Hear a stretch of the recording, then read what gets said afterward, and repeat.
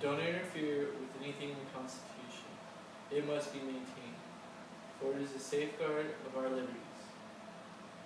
That was a quote from Abraham Lincoln, our 16th president. He stresses the importance of the Constitution. I have to agree with him. It's extremely important to the way our government runs and our country operates. The Constitution gives a lot of laws and guidelines for how we have to be govern ourselves. One of the things that it lays out very clearly is the three branches of government. Today I would like to emphasize the importance of it and explain a little bit about it to you. Today I will go over what the three branches consist of, how they function.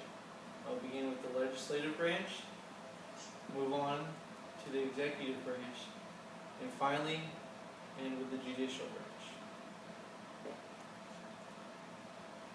So let's move on to the first thing, that's going to be the legislative branch. The legislative branch consists of the House of Representatives and the Senate. It also could be called Congress. House of Representatives has 453 elected representatives from each of the 50 states. Depending on the size of that particular state dictates how many representatives are elected to represent them. For example, Texas is going to have a lot more because they have more people residing in the country, in their state than, say, Maine. The Senate, on the other hand, only has 2 representatives for each state, so therefore they have 100. They are too elected, same as House of Representatives, but it's not based on population size. So that's what the legislative branch consists of. Now let's move on and talk a little bit about what their function is. Their main function is to create laws.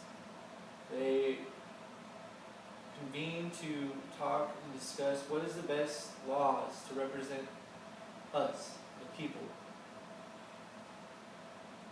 They form committees, they have lobbyists, and they pretty much convene for that sole purpose. So that gives a little bit about the legislative branch, what it consists of, and their main function. Now I would like to move on to the executive branch. The executive branch consists of the president, the vice president, cabinet, committees, subcommittees, and again, with the president is elected, the vice president is elected, so it's not just appointed. Their main function is to execute the laws passed by Congress, and as the people that we enact, to make sure that they're effective. They issue laws, they help enforce them, and they too have committees that will ensure that these laws are being used properly and executed. So that is the main function of the executive branch and what they consist of. Now let's move on to the judicial branch. The judicial branch consists of the Supreme Court, district courts, and Court of Appeals. Its main purpose is to judge, pretty much. It can rule laws that are passed in the legislative branch and enforced in the executive branch as unconstitutional. They also take into consideration these laws and they apply them to certain